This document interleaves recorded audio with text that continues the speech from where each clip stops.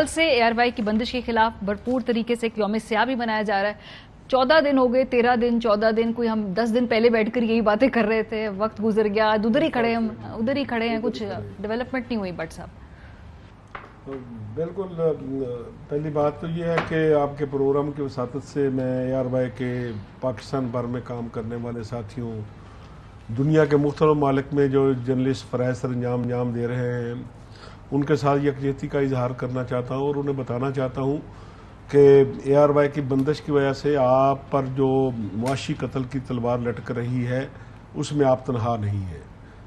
پورا پاکستان, ایک media worker, ایک جرنلسٹ جو ہے وہ آپ کے ساتھ کھڑا ہے, اور کل اس کا عملی مظاہرہ بھی ہوگا انشاءاللہ تعالی. کل پی ایف جے کی اپیل پر پورے پاکستان میں یوم سیاہ منایا جا رہا ہے. چاروں صوبائی ہیڈ کوارٹر سمیت, آزاد کشمیر, گلگت بلتستان سمیت چھوٹے بڑے تمام پریس کلبوں پر سیاہ پرچم لہرائے جائیں گے اور احتجاجی ریلیاں نکالی جائیں گی, اور یہ ابتدا ہے احتجاجی تحریک کی. کیونکہ ہمیں کوئی شوق نہیں ہے سڑکوں پہ آنے کا, ہمارا تو صرف یہ ہے کہ اے آر وائی کے پلیٹ فارم سے جس قابل اعتراض بیپر کی آپ بات کر رہے ہیں, اے آر وائی کی مینجمنٹ میں اس پہ معذرت کر لی, اس سے اظہار لا تعلقی کر لیا. تو اگر اس بنیاد پر, کسی گیسٹ کی سٹیٹمنٹ کی بنیاد پر آج ایک ٹی وی چینل اگر بند ہوا ہے, تو جو ٹی وی چینل جو ہیں اس پر خوشیاں منا رہے ہیں, میں ورکر کی بات نہیں کر رہا ہوں, میڈیا ورکر سارا جو ہے وہ ورکر کے ساتھ, میں سیٹوں کی بات کر رہا ہوں کہ جو مٹھائیاں بانٹ رہے ہیں اور یہ سمجھ رہے ہیں کہ میں ویسے, اگر مائنڈ نہ کرے تو میں ویسے انہیں برادران یوسف بھی کہتا ہوں, ٹھیک ہے. تو جو اس چکر میں ہے کہ اے آر وائی کا بزنس ہمیں مل جائے, اے آر وائی کی ویورشپ ہمیں مل جائے, ان سے ریکویسٹ کروں گا کہ آج یہ جو دروازہ کھلا ہے, اگر آپ اس کو بند کرنے میں پی ایف جے کا ساتھ نہیں دیں گے اور اس دروازے کے کھلنے پر مٹھائیاں بانٹیں گے, تو کل یہ دروازہ آپ کے دفتر میں بھی کھلے گا. اور کھلے گا, یہ اس پہ اف اور بٹ کی بات نہیں, یہ تو ہم نے وقت میں دیکھ لیا کہ ہوگا ہی ہوگا, اگر ہم نے بھی کوئی اسٹرانگ نہیں بنائے. ایک چیز ہماری بٹ صاحب بات کر رہے تھے نا, مجھے بھی اب 24-25 سال شہر اقتدار میں جرنلزم کرتے ہوئے ہو گیا. اس سے پہلے میں پرنٹ میڈیا میں تھا, تو اگر کسی اخبار کے اندر اس طرح کوئی قابل اعتراض انفارمیشن چلی جاتی, کوئی سٹوری اس طرح چلی جاتی, تو متعلقہ اخبار کے ایڈیٹر کی طرف سے, ان کے مالکان کی طرف سے اس کے اوپر ایک اپولوجی چھاپی جاتی تھی اور اس کو ایکسیپٹ کر لیا جاتا تھا. بحیثیت ادارہ جب ہماری طرف سے ایک سٹیٹمنٹ سامنے آ گئی, اور سرٹنلی پولیٹیکل پارٹیز ہیں آل اکراس, جو اس ٹائم مین اسٹریم پولیٹیکل پارٹیز ہیں, ان کے جو تمام بڑے ہیں مختلف جلسے جلوسوں کے اندر وہ اپنے بیانات, وہ ایک دوسری پارٹی کے لیے وہ ایکسیپٹیبل ہوتے ہیں, ایک کے لیے قابل اعتراض ہوتے ہیں. تو ایک میسنجر کا کام تو what ever information you have وہ آپ سامنے لگتے ہیں, اس پہ لوگ اس کو اچھا مانتے ہیں, برا مانتے ہیں. لیکن یہ بٹ صاحب یہ ایک نئی روش ہے میرے خیال میں, جو ایک کاز آف کنسرن ہے ہم سب کے لیے, اور ایز اے ورکنگ جرنلسٹ. اب وہ 4000 خاندان ہے, اور ملک کے اندر آلریڈی جس طرح مہنگائی ہے, ملک کے اندر آلریڈی جس طرح بے روزگاری ہے, خدا نخواستہ جس طرح کی باتیں ہو رہی ہیں کہ جی اب چینل کو بند ہو جانا چاہیے, یہ اب اتنا بڑا گناہ ہو گیا کہ بس چینل کو ختم ہو جانا چاہیے. تو ایک خاندان کے بڑے ہونے کی حیثیت سے یہ سوچیں, احساس کرنے کی کوشش کریں کہ یہ جو 4000 خاندان ہیں وہ کہاں جائیں گے. ملک کے اندر آلریڈی جو معاشی حالات ہیں آپ کے سامنے ہیں, ڈالر 2 دن نیچے آ جائے اس کے تیسرے دن پھر اوپر چلا جاتا ہے, جس طرح آج اوپر چلا گیا ہے. مہنگائی, انفلیشن اس ٹائم ریکڈ لیول کے اوپر ہے. تو اگر غلطی ہوئی ہے ایک گورنمنٹ, سابقہ گورنمنٹ کے فنکشن کی طرف سے, ایک عمران خان صاحب کے ایڈوائزر اسپیشل اسسٹنٹ کی طرف سے, اپنی غلطی کی سزا پاکستان کے اندر الحمدللہ ایک آئین موجود ہے, قوانین موجود ہیں, تو ان کے تابع وہ اپنا کیس وہاں پہ. تو اور ایک اور بات بھی بٹ صاحب دیکھیے, ریاست کا دل بہت بڑا ہوتا ہے. ایک تو کسی ایک سٹیٹمنٹ سے نہ کسی کا مرال بڑھ سکتا ہے, نہ کم ہو سکتا ہے, نہ ہی جو کوئی ایک طبقہ ہے اس کی سوچ پہ کوئی اس کو اکسایا جا سکتا ہے ایک سٹیٹمنٹ سے, میرا ماننا ہے. اور دوسری بات یہ کہ اگر غلطی ہو بھی تو پھر بھی ریاست کا دل اتنا بڑا ہوتا ہے کہ درگزر کے لیے بھی اس کے پاس جگہ ہوتی ہے. پر یہ دونوں جو معاملات ہیں ہم دیکھ رہے ہیں پچھلے 14 دن میں, یہ ہو نہیں پا رہا, کیونکہ نوکریاں ہم نے یہاں چھیننی نہیں ہے لوگوں سے, ہم نے کریٹ کرنی ہے, یہ ٹارگٹ ہے. 4,000 families means 4,000 into 4 average family size 16 to 17,000 لوگ ڈائریکٹلی افیکٹ ہو رہے ہیں اس بین سے. ماریا دیکھیں اس معاملے میں جو بات آپ نے کی یہ بات ہم نے federal information minister Maryam Aurangzeb صاحبہ سے بھی ملے ہیں. آج ہم چیئرمین پیمرا سے بھی ہمارا ڈیلیگیشن ملا تھا ان سب چیزوں کو لے کر, بیگ صاحب سے, سلیم بیگ صاحب سے. تو ان سے بھی ہم نے یہ سارا پہلو رکھا ہے. اور مریم اورنگزیب صاحبہ کو میں نے وہ ساری باتیں گنوائیں کہ جب ہم پی ایم ڈی اے کے خلاف پارلیمنٹ ہاؤس کے سامنے بیٹھے تھے تو آپ ہمارے پاس اظہار یکجہتی کے لیے آئیں, شہباز شریف صاحب آئے, بلاول بھٹو صاحب آئے, مولانا فضل الرحمان صاحب آئے. وہ سب لوگ جو اس گورنمنٹ میں ہیں اس وقت جب فواد چوہدری صاحب وہ پی ایم ڈی اے کا بل لا رہے تھے تو یہ سارے ہمارے ساتھ فٹ پاتھ پر تھے. اسی طرح جب ہم پیکا ترمیمی آرڈیننس کے خلاف ہائی کورٹ میں گئے تو 2 جماعتوں کے پولیٹیکل لیڈر اس وقت درخواست لے کر ہمارے ساتھ چیف جسٹس اسلام آباد ہائی کورٹ اطہر من اللہ صاحب کی عدالت میں گئے, جس میں فرحت اللہ بابر صاحب, میں اپریشیٹ کروں گا فرحت اللہ بابر صاحب پوزیشن لے رہے ہیں. ابھی بھی میں نے دیکھا ہے ان کے بیانات امیزنگ, مطلب ہاں ٹھیک ہے. تو فرحت اللہ بابر صاحب کا میں شکریہ ادا کروں گا, رضا ربانی صاحب کا آپ کے اس پروگرام کی وساطت سے کہ وہ ہمیشہ ہمارے ساتھ فٹ پاتھوں پہ لڑتے رہے ہیں اور پرنسپل پوزیشن لیتے ہیں.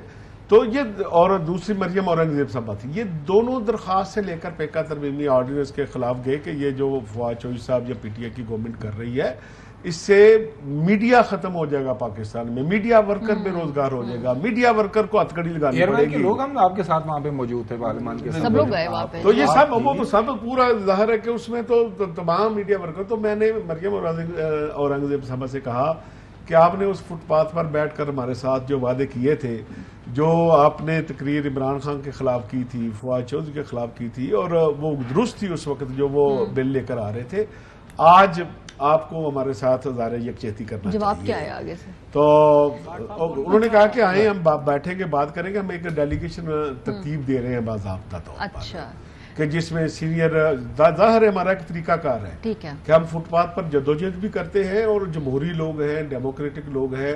1950 سے ہماری ایک سٹرگل شروع ہوئی جو آج تک مختلف ڈکٹیٹرز کے خلاف بھی جاری رہی. سول گورنمنٹوں نے بھی جب پریس فریڈم پر ہاتھ ڈالا تو ان کے خلاف بھی جاری رہی.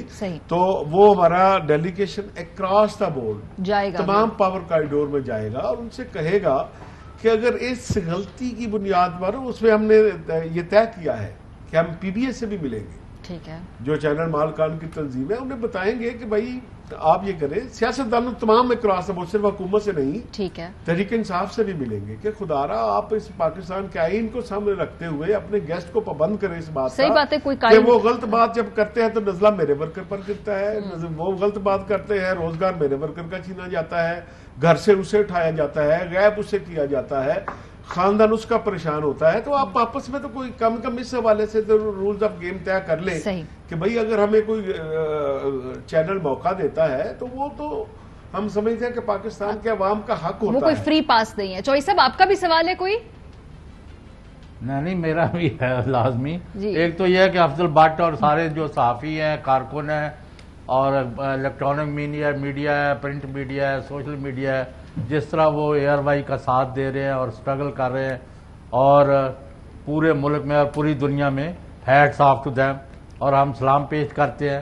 اپنے خیالات جو مرضی ہر ایک کے ہوں, لیکن کارکنوں کی ان کے روزگار کے لیے اور فریڈم آف پریس کے لیے ان کی جدوجہد ایک تاریخی عمل ہے, اور ہم سمجھتے ہیں کہ ایسے لوگ موجود ہونا معاشرے کے لیے بڑا ضروری ہے.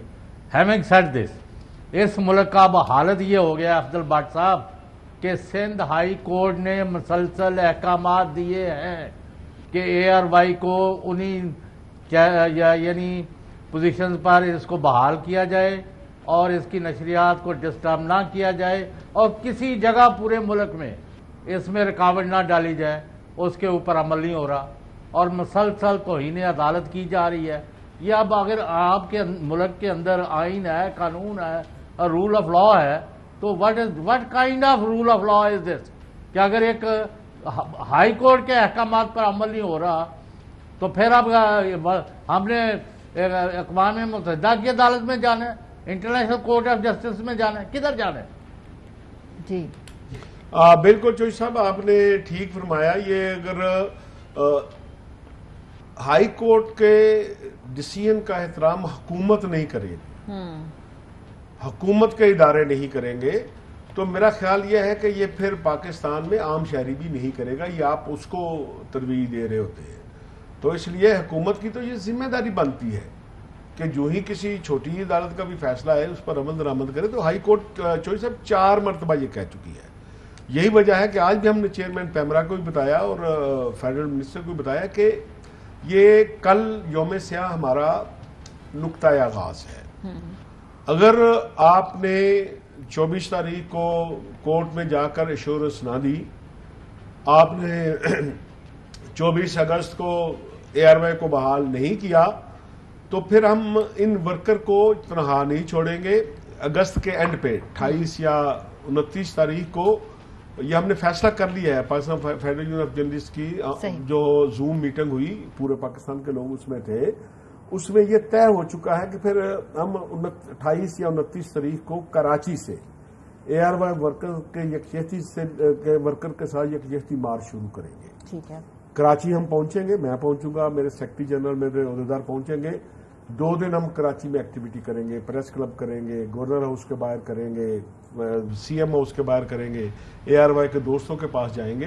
پھر ہم بائی روڈ نکلیں گے، مختلف چھوٹے بڑے شہروں سے ہوتے ہوئے رات پڑاؤ ہم حیدرآباد میں کریں گے. اور دوسرے دن پھر حیدرآباد یونین آف جرنلسٹ اور حیدرآباد پریس کلب نے اہتمام کیا ہوگا کہ تمام ہیومن رائٹس ایکٹیوسٹ، تمام وکلاء، تاجر برادری سب مل کر وہاں اے آر وائی کے ورکر کے ساتھ یکجہتی کے لیے ایک بڑا جلسہ کریں گے. اور پھر ہمیں وہی اسی مارچ کو لے کر بائی روڈ سفر کرتے ہوئے سکھر پہنچیں گے. پھر اگلی رات کا ہمارا پڑاؤ جو ہے وہ سکھر میں ہوگا. اور اسی طرح ہمارے بلوچستان یونین آف جرنلسٹ کے لوگ اور کوئٹہ پریس کلب کے دوست جو ہیں وہ کوئٹہ سے سفر کرتے ہوئے دوستوں کے ساتھ چھوٹے چھوٹے پریس کلبوں سے ہوتے ہوئے سکھر پہنچ جائیں گے. اور پھر وہاں سے یہ جو ہمارا یکجہتی مارچ ہوگا، راستے میں سفر طے کرتے ہوا پنجاب داخل ہوگا تو رات کا پڑاؤ رحیم یار خان کرے گا. پھر بہاولپور سے ہوتے ہوئے یہ کاروان ملتان پہنچے گا. پھر نیکسٹ رات ہمارا پڑاؤ ملتان میں ہوگا. اور پھر وہاں سے زندہ دلانے لاہور کے شہر میں پھر ہم دو راتیں گزاریں گے. صحیح. کہ وہاں ہم ہر کوریڈور، گورنر ہاؤس بھی جائیں گے، سی ایم ہاؤس بھی جائیں گے، پیمرا کے دفتر بھی جائیں گے، بار کے پاس بھی جائیں گے اور اے آر وائی کے دفتر بھی جا کر دوستوں سے یکجہتی کا اظہار کریں گے. پھر جب یہ لاہور سے یہ اے آر وائی ورکر سے یکجہتی کا مارچ نکلے گا تو جو مرید کے، سادوں کے، کاموں کی سے ہوتا ہوا رات گجرانوالہ قیام کرے گا. اور اسی طرح دوسرے دن جب ہم گجرانوالہ سے نکلیں گے تو بار کے لوگ، چیمبر آف کامرس کے لوگ، تاجر، طلبہ، علماء سب لوگ ہمارے ساتھ مل کر اے آر وائی کے ورکر کے ساتھ یکجہتی کا اظہار کر کے اس کارواں کو رخصت کریں گے. اور میں اس کارواں کو لے کر رات پھر ہم آ کر گزاریں گے وہ گجر خاں میں. اچھا ٹھیک ہے. رات پڑا ادھر ہوگا، پھر دوسرے دن الاسوا اسی طرح ہم وہاں سے روانہ ہوں گے اور مختلف شہروں سے ہوتے ہوئے نیکسٹ رات کا ہمارا پڑاؤ پنڈی پریس کلب میں ہوگا جہاں ہم نے کل یوم سیاہ منانا ہے. صحیح. دوسرے دن پھر ہم پنڈی سے تمام تاجروں کو، تمام وکلاء کو، تمام سول سوسائٹی کو، ہیومن رائٹ ایکٹیوسٹ کو، وہ ہمارے ساتھ ہوں گے پنڈی پریس کلب میں، ان کو ساتھ لے کر ایک بڑی ریلی کی صورت میں پھر ہم پیمرا کے دفتر پہنچیں گے اور وہاں پھر یہ ایک مستقل دھرنے کی صورت اختیار کر لے گا. یہ